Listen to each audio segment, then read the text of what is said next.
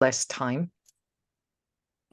Hello and welcome to the 57th episode of PEM Podcast, the Psychic Guy Mystery Podcast. I'm your host, Victoria Laurie, with my fabulous sister, Sandy, who's extra fabulous today, honey. You look great. You look awesome. I just sweated What my you ass doing? off in a Pilates class. So, It's working for you. it's so just humid. working. So humid here. It's just miserable. Miserable. Sandy and I have actually spent like the last half hour on Zoom with each other because it's like we get to literally be in the same room. It's such a Yes. delight, so wonderful. That's why I love doing these every week. And I've been showing her the shoes that I want to buy and the bag I want to buy. So we've been doing like window retail therapy Yes. going on. So that's why I have a glow. Sandy sweated her ass off, but my glow comes from Freebird shoes. Yes, because those fucking shoes are so goddamn sexy. Anyway, okay. So getting to the chase, I'm gonna promote two books because they're both selling like hotcakes. So Fated for Felony, which is the 16th book in the Abby Cooper Psychic Guy Mystery, and See No Evil, which was published a month and a half ago, which is the 17th book in the Psychic Guy Mystery series. This one had a cliffhanger that was answered in this one. So it's if you buy the set, then you're not missing anything. I got a lot of flack for ending Fated for Felony on a cliffhanger. And I don't know if I've mentioned it before. The reason that I did that was because I had several fans say or confess that they would just flip to the last page of all of the other of my books and see who did it and then read from the beginning. And That's such a spoiler. Yeah. I know, as someone who so painstakingly works to provide a really twisty novel, and makes every effort to avoid having you be able to guess it early on, I was like, really? Challenge accepted. So I ended Fated for Felony on a cliffhanger that is actually has nothing to do with the plot of Fated for Felony. It actually is the beginning of the plot for See No Evil. So I understand that people get anxiety sometimes reading mystery novels, and that quells their anxiety because they have to know. I understand it, but don't say that to the creator. No. Well, because then we do things to really torture you. So what do you mean there's no answer to this cliffhanger? Right. Well, I had a woman that I worked for a number of years ago, and her husband had read this mystery novel, and he was like, "You've got to read it. It's amazing." And she said, "Okay, I'm going to take it on my next business trip." So she gets to the end of the book where the culprit is revealed, and her husband had ripped the page out of the book. So she's on the plane trying to figure out who the hell did it. I always thought that was the funniest thing. Is so mean, yeah, but clever, yeah. Really, really clever. Yeah. Oh my God, that's hilarious. That is absolutely hilarious. Don't try that at home. Yeah, do not. Yeah. Divorce City. Yeah, exactly. I think they're still married. So I would have been like, okay, serve him today. Right. When the judge asked, why are you getting divorced? He ripped out the last page of this fucking mystery. And I need a restraining order too. Yeah, exactly. Why not? Why not pile it on? Okay, anecdote.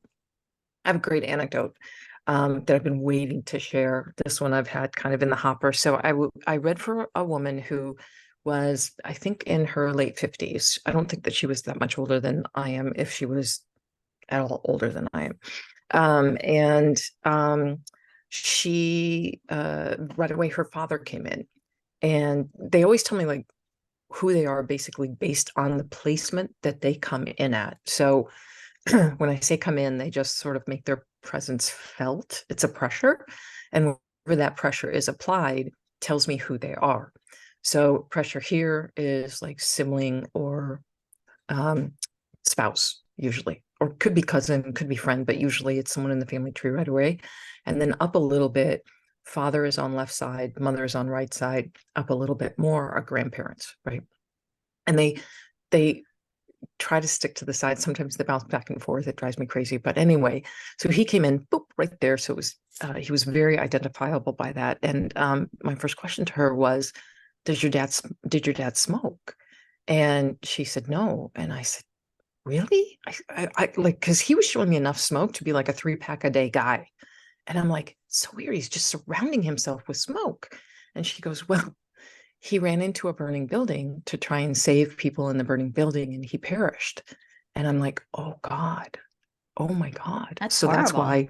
Yeah, exactly. Like, he didn't show me flames or anything like that. He just like made it seem like he was constantly chain smoking. That's what he sort of made me seem. But when I was reflecting back on it afterwards, because it was really extraordinary reading, I did remember that normally smokers make my mouth taste like an ashtray a little bit. It's that gross, like, tar taste. Yeah. And there was none of that with him. It was just the smoke swirling around. So I thought that was very, very clever. And then, let's see. So he died when she was 10. And he was so filled with love and so filled with pride. So he wanted to show her how he had looked after his family all for the past 50 years. And so he mentioned the graduate that had graduated at the top. And I think she had graduated summa cum laude. And so I'm like, he was at the graduation. He was right there next to you.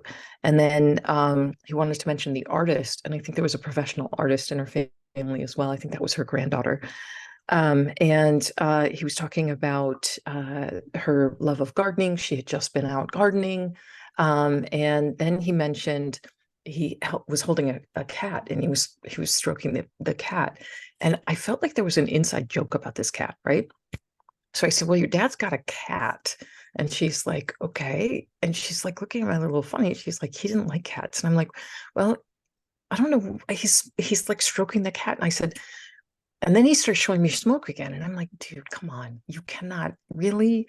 And he's laughing. He's giggling. Right. And I'm like, I said, was your cat named like Smokey? She's like, yeah. I'm like, Dad's too soon. It's too soon. I know it's been 50 years, but it's too soon to make jokes about the way that you crossed. So I thought that, like, it's not painful to them to remember how they crossed over, because that was just the exit that they used to get over to the other side. But I thought that was hilarious that he was making a rather inappropriate joke about the cat. Yes, Smokey is I don't like cats, but I'm going to hang with the cat. Yes, exactly. To symbolize my peril. I'm curious, when you feel our grandmother, right? I know she has a certain energy and you immediately know who she is, but does she show up on the sides where to signify? Okay, so I will tell you this. You know, we have that really dear friend of both of ours who we talked about last week, right? Well, we were talking about him, and he entered my energy, right? And I was telling you, he entered my energy and he has this to say to you, right? So it's different when it's someone that I know and love who's on the other side. When I'm reading for a client, there's sort of an energetic barrier that they put pressure against. Okay. When it's someone that is related to me or that was in my inner circle, they kind of come into that energy. So outside people, strangers, are outside the energy field, right? The pressure is coming from here. If it's someone that I know and love on the other side, it's a warmth. It's like this, they almost inhabit me. It's not channeling per se, but there's a feeling of just being ensconced in their warmth. So that's what I felt for our bud on the other side. And with Graham, when she comes in, she's interesting because she does feel a mom side, but it's all in here. It's all, it's in my inner circle. It's not coming from here. It's like in here. It's really hard to describe. Well, I was just curious. What the fuck is she talking about? No. I think it makes sense. If it's somebody that you knew, then they would present themselves leading with love, probably, right? Versus absolutely. identity. And they just like, it's such a cool feeling. It is this feeling of love, but it's this feeling almost of floating in it. It's almost like a protective barrier or Yeah. protective bubble that they put you in, and they fill that. That's how you feel their presence. It's honestly like almost inside of you. Not a creepy, weird way, but it's just, you're just filled with it. Yeah. So my suspicion is that's what they must feel on the other side all the time. They must feel that kind of like just true essence of love, and Yeah. it's really beautiful. And so I love getting in people that I know and love, who've crossed over. And then sometimes if they want to just deliver information, like my mentor Kevin, who crossed a few years ago, it's less that he comes into my bubble and just sort of shoots thoughts at me. As he would. Like, yeah. Wake up. Yeah. Yeah, exactly. Watch out. So it's an interesting physiological thing that sort of happens to you. And it's also interesting to me that mediums all choose the same language to describe what's happened. Like, we all talk about them coming in. And I don't know why it's coming in, but there's a sense that they move from one area into our realm. There's like that definite sense of transcending from one plane to another. You can feel it. And then they put the pressure on the outside of your, I assume, your energy field, your aura, to let you know all sorts of information. And then there's sort of an imposition on your mind of their information or what they want to get across. So your mind sort of plays out images and pictures. So as an example, when this gentleman was stroking the cat, I had this image of a man sitting kind of on a throne, and just stroking the cat and giggling. I couldn't see facial features. That's never something that they typically show me, but there isn't a sense of that's a man and he is petting a kitty. Now, what's really interesting is I can usually, not always, but I can usually see the pets like in detail. So that's what's interesting. So I don't know why I can't see the people's facial features, but like our friend, when he was talking about he was letting his hair grow. Yeah, I thought that was hilarious. He definitely showed me that mop of hair. So which I thought was hilarious. So he's going back to his hippie days, I guess. So yeah, fun times. All right, that's it from me. Over to you, my fabulous sister. Take it away. Okay, so this week we're going to cover the Tetris murders, which has had a number of different television specials dedicated to it. And the Tetris murders focuses on the mysterious death of one of the co-developers of the game, Vladimir Pokhilko, and his family. So it's really not surprising that this mystery surrounding the 1998 death of the Pokhilko family is like the video game Tetris, which Vladimir co-developed, since both are intricate puzzles with lots of pieces that need to be put together in just the right order. What was originally labeled a murder-suicide, there is now widespread speculation that the Pokhilko family may have been killed by the Russian mafia. Born April 7th, 1954 in Moscow, Russia, Vladimir graduated from the Faculty of Psychology at Moscow State University in 1982 and continued to pursue a career in academia as a junior researcher at the I.M. Shebnov First Moscow State Medical University. In 1985, his friend Alexei Pajitnov imagined a game consisting of a descent of random pieces that the player could turn to fill rows with 7 variants. Alexei titled the game Tetris, a word created from a combination of tetra, meaning 4, and his favorite sport, tennis. Vladimir requested the game for the Moscow Medical Institute to conduct clinical psychological experiments using the game. Through his research, Vladimir identified that Tetris would make for a good video game, but he eventually banned the computer game from the Medical Institute to restore productivity. When Alexei reviewed Vladimir's findings and discovered that his colleagues at the Soviet Academy of Sciences also found the game to be highly addictive, Alexei wanted to export the game because Soviet copyright law warranted a state monopoly on import and export of copyrighted works, and the Soviet researchers were not allowed to sell their creations. Robert Stein, an international software salesman for the London-based firm Andromedia Software, saw the game's commercial potential, and after receiving an indifferent response from the Academy, he contacted Alexei by fax to obtain license rights. Unaware that this fax communication could be considered a legal contract in the Western world, Alexei agreed to a licensing deal. And with an agreement in hand, Stein approached other companies to produce Tetris.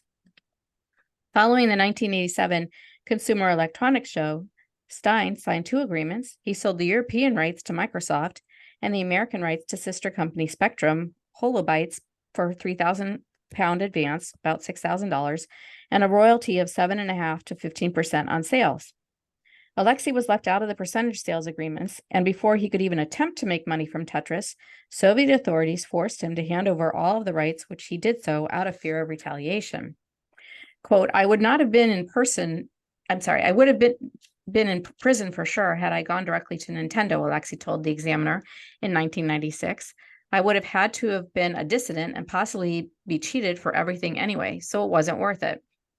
In hopes of creating something that would match the success of Tetris, in 1989, Vladimir and Alexei founded the Moscow-based 3D software technology company, Animatech. Meanwhile, legal battles ensued among the world's largest video game manufacturers over the Tetris rights. And in 1991, Alexei and Vladimir emigrated to the United States to set up an Animatech studio in California. Alexei then moved to Seattle, where he produced games for Spectrum Holobyte.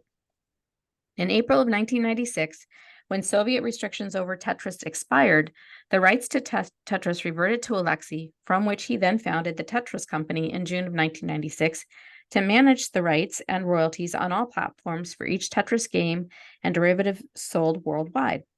Although Vladimir played an important role in the subsequent development and marketing of the game, and a 1999 article in Forbes magazine credited him for co-inventing the seminal video game Tetris, he wasn't entitled to any of the royalties off the sale of the Tetris games. By 1998, Vladimir was living in Palo Alto with his 38-year-old yoga instructor wife, Yelena, and their 12-year-old son, Peter, a gifted student. While Vladimir concentrated his energy on Animatech, his wife, Yelena, who had been a successful yoga instructor in her homeland, tried to turn a profit with her new American studio. When his business began to fail, Vladimir was forced to lay off workers in Russia and the United States, and his financial woes made it especially challenging to watch friends and former business associates make a fortune from Tetris. Authorities claimed that this is what drove 44-year-old Vladimir to murder his family and then take his own life. On September 21st, 1989, police arriving on the scene found both Elena and Peter each dressed in pajamas in their respective beds. 2 separate hammers were used to fatally club mother and son. They were each then stabbed 11 times with an 8-inch hunting knife. Vladimir then turned the knife on himself and slit his throat. His body was found lying prone on the floor next to his son's bed. Shortly before his death, Vladimir penned a note. Police initially claimed it wasn't a suicide note and they didn't know who authored it, but they later determined it was a suicide note, and it stated, quote, I've been eaten alive, Vladimir. Just remember that I am exist, the devil. The dabble, D-A-V-I-L. There have been numerous doubts that Vladimir wrote the note. His friend Grigory Shaperstein said that he wasn't a religious man and therefore wouldn't have referred to the devil. CSI investigator Sandra Brown also suggested that the note was strange because it was written in the third person and not in proper English. She added, quote, I think that Vladimir killed his family. I did not think that Vladimir killed his family. I remember walking into that room when I slid past the sliding doors, which were already opened, and I looked at Vladimir laying on the ground, and I looked at the blood spatter on the door. I looked at the knife in his hand, and I said to myself, there's no way that this man cut his own throat. Evidence, or rather a lack of evidence, found at the crime scene also doesn't add up to murder-suicide. The knife used to stab Yelena and Peter was washed in the bathroom sink, where the faucets, basin, and 2 hammers were wiped down to remove fingerprints. If Vladimir was the perpetrator, and then he wrote the suicide note, if Vladimir was the perpetrator, he then wrote his suicide note, burned a set of financial and travel-related documents in his backyard barbecue, and then killed himself in a very peculiar way, by slashing himself with a blade gripped in his right hand on the right side of his neck, creating a 4-inch downward cut that was so deep his larynx and his spinal cord were visible. He then slumped over with the knife still clutched in his hand. Investigators only found his palm print on the knife, not his fingerprints. Reinforcing the theory that the Pokhilko family was murdered, it was later revealed that the FBI had taken an interest in both Vladimir before the murders, and then in a separate investigation into the murder case's connection to Russian racketeering. perhaps because Putin, who was then with the FSB, was notorious for leading a group of oligarchs and gangsters to demand sizable cuts from any profitable homegrown operation.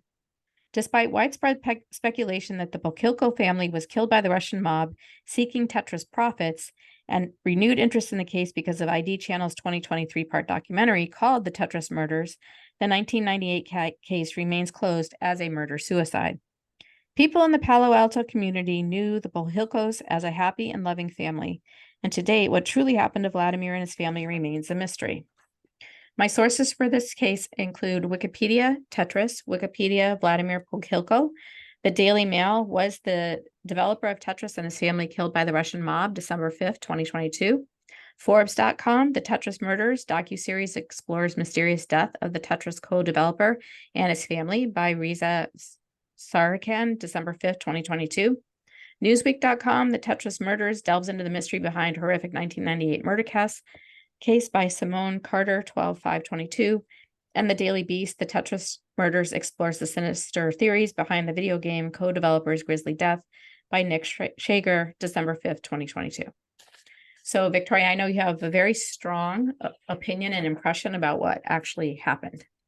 Well, the second we started talking about this case, I was like, it was Russian mafia. Before I knew anything, it was Russian mafia. It's so obvious to me. And I think what is really disappointing is that there apparently, it looks like there were a number of individuals within the Palo Alto PD that were either instructed to look the other way, go along with the suicide idea. And if you watch that documentary, which is really, really fascinating, I watched all 3 episodes and was like really engrossed by it. It's just so obvious that there was some form of corruption happening either inside the FBI and also the Palo Alto PD at the time, along with the county MEs, the county coroners as well, because those 2 autopsies that were done. So basically there were 2 autopsies done on Vladimir to ensure that it was homicide, 2 homicides and suicide. And both of the separate coroners determined that it was a suicide. In the documentary, Sandra Brown is speaking with a forensic pathologist named Dr. Michael Arnall, and he goes into why that could not have been a suicide. And that's truly fascinating. So basically, it comes down to the fact that Alexei's throat was cut, but the carotid artery was not. So the jugular veins were. Vladimir. Alexei still Vladimir, alive. sorry. Vladimir's neck was cut, and it was cut. He was holding the knife in his right hand, I believe, and he cut down.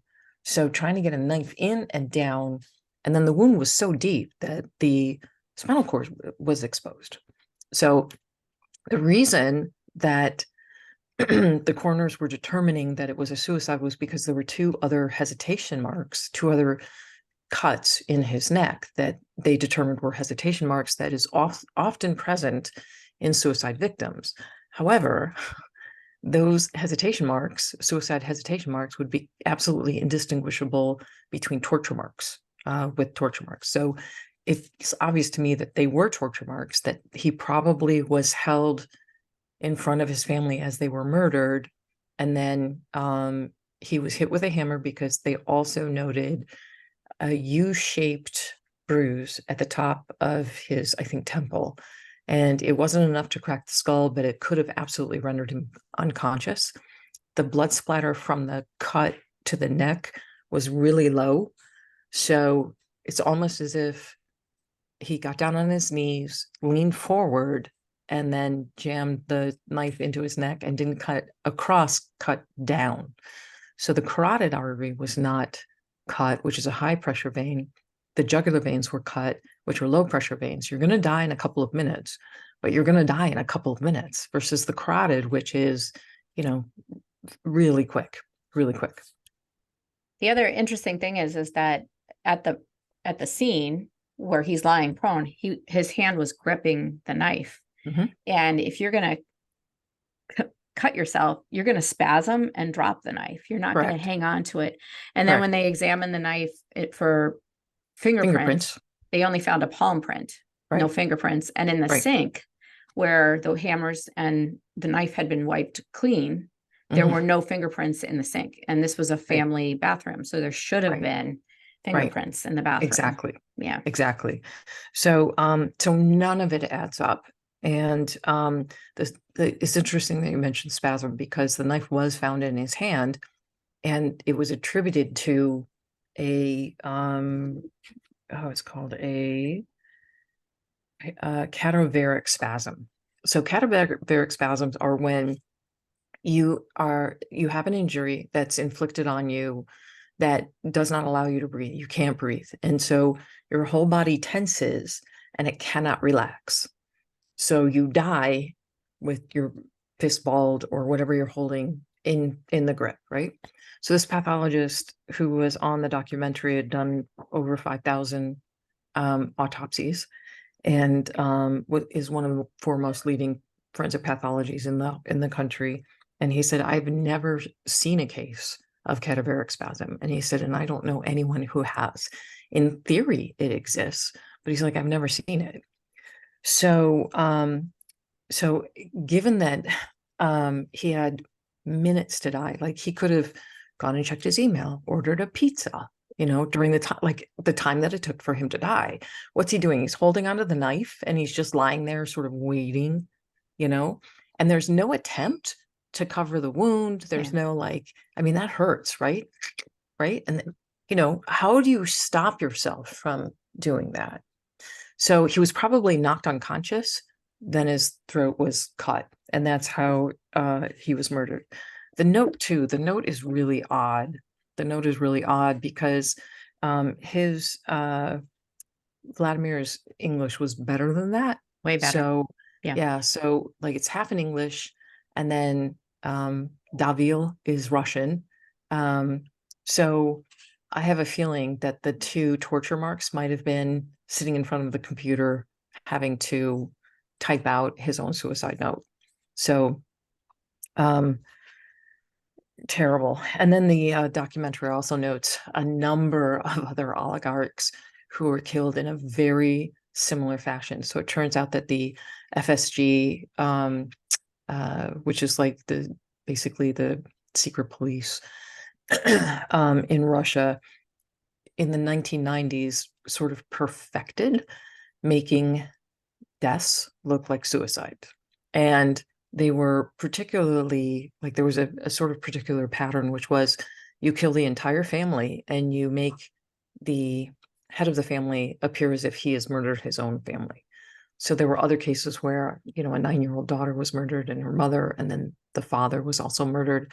So anybody who fell out of favor with Putin was basically, killed. And that's an ongoing theme. How many oligarchs have to fall out of a window, before you're like, something smells fishy. So it was definitely a mob hit. I think when I focus on it, I can feel two assassins. But I also sense that there might have been a third.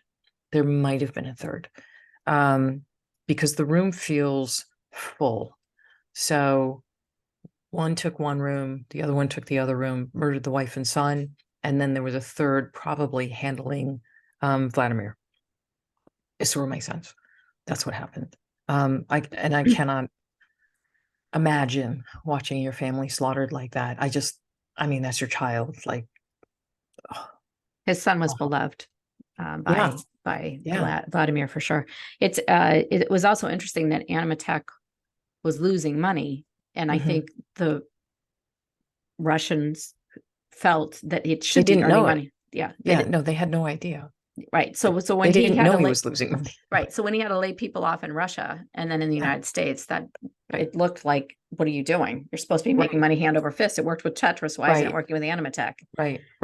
Which only had moderate success in the beginning. Right. They had Russians have no understanding of how American business functions, especially not in the 1990s, because they were so fresh from the Soviet state. Yeah. So of course they're not going to, and it is a mafia state. Like, it's a mafia state. So insurance is basically, their way of paying taxes. And nobody owns anything over there. So, bad. And the FBI, the other thing that the documentary noted was the number of Russians that were coming into the United States, basically to strong arm Russian business owners who had fled Russia to open up businesses here into paying their quote unquote taxes. So there were a number of assassins, there were a number of strongmen that were just funneled into the United States to sort of watch over Russia's interests, so to speak. And the FBI was tracking them. The other really interesting thing about this case is how quickly the FBI showed up. They were basically at the scene. And there was also a subpoena that came from the Southern District Court, the state Southern District Court, for all of the evidence. It was within, I think, 2 days of the murder. So, I mean, that doesn't happen. Like you have to get a grand jury together. You have to have them take a vote, et cetera, et cetera. That's a process. Yeah. So there was obviously an ongoing investigation into Vladimir, maybe not into any sort of criminal activity, but they probably had heard or gotten wind that he was marked and they were observing the scene. And I think they probably dropped the ball, which is why they shared zero information with the local police. Palo Alto police. Yeah. And then we're quick to try and cover up any evidence, which is, I think, where the pressure came in from the 2 medical examiners. You know, this needs to look like a suicide homicide, not a triple homicide, because there are unanswered questions that may lead back to us. So I think that the FBI was involved in sort of, not necessarily a cover up, but in lending credence to the idea that what you're seeing isn't what you're really seeing. Because I think that essentially they had dropped it. I think they knew that he was marked and they didn't warn him and they didn't provide him any kind of security. And he died in this really horrific fashion. And because he was tied to Tetris, it became a national news story. So that's what I think. Do you think the case will ever be opened, reopened, reevaluated? No. Because there's no one to blame. Right. That's true. So unless you have an old FBI agent, retired FBI agent coming forward and, saying, yeah, we knew we dropped the ball, they're not going to do that. Why would they do that? There's no incentive to do that. Right. So yeah, that's one that's going to be, don't believe your lying eyes, so. Well, thank you for the added insight and the added research. I think it makes for a richer and flubbing up as I was talking. Sorry. No, you're fine. You're fine. There's a lot of Tetris-y words in there. Yeah. The other thing that I noticed, I just wanted to call this out because I thought this was a brilliant form of cinematography, was the documentary takes place. They have all these different characters, and the setting in which they seat them is it looks like a Tetris. If you could take Tetris and put it in architecture or a scene, that's what it would look like. So they have long couches and then a sole person sitting on the couch and really tall ceilings. To each scene with each different person has a very interesting backdrop, a very interesting scene. So someone was, I think, very purposely giving a nod to Tetris when they were designing the sets where they shot these interviews. It was really interesting. I didn't even pick up on that. See, it's I kept seeing why are we so far away from that person in that huge room? He's this one sole guy living on this really long couch. And then I'm like, oh my God, it's the shape of a Tetris. So it's really fascinating. I thought they did a really good job with that. So excellent. All right. So next week we will be doing a famous case and we're going to invite a special guest to help us discuss the case. And so looking forward to sharing that with you. And we will try and be more timely week to week with our cases. Now that Sandy's taking over, yes, we'll be timely. Anyway, thank you everyone for tuning in. If you would like to learn more about Victoria. Head to victorialaurie.com. That's where you can find out about my books. That's where you can find about booking a session with me, a private psychic reading with me. And we have a list of all of our podcasts there too. So podcasts in one central location. I've also started a Patreon page, have a lot of people signing up, which I'm thrilled about. I'm really, really thrilled about. Thank you to all my Patreon supporters and subscribers. I'm putting a lot of really cool content on there, including I'm going to do a regular AMA, Ask Me Anything. So I'm going to try and do that at least once a month, probably twice a month. I'll either be live streaming it or I will just be answering questions as we go. So you can literally ask me anything. I give the rules sort of at the beginning. Yeah, no, seriously, you can ask me anything that's going on in the world, anything that you need some intuitive advice about. You can ask me anything. I don't have to answer it, but you can ask me. I'm kidding. So we had one the other night, and yesterday was a complete vegetable because it was really intense. I think I answered 50 intuitive requests for insight. So in an hour, it was machine gun style. My poor radar, man. Oh God, I was faceplant into the bed. But it was great. It was really great. I also do a segment on the Patreon page. And Patreon is Patreon, Patreon. So if you just do Victoria Laurie Patreon, it'll take you right there. I think there's a link too on my website. Yeah. There is. We also do what's called a Dear Victoria. So you can send me a request to give intuitive insight on a specific topic that you have. The topic needs to be specific in the form of like a Dear Abby. So Dear Victoria, blah, blah, blah, blah, blah, and then give yourself a pseudonym or an anonymous name. And if you don't, I'll make one up for you that you may or may not like. So that's the scoop. That's it. Okay. Well, so thank you, Sandy. You're welcome. If you enjoyed today's podcast, please click the like button, subscribe to our channel. And if you have any suggestions, by all means, leave them in the comments for cases that you're interested in having us cover in the future. All right.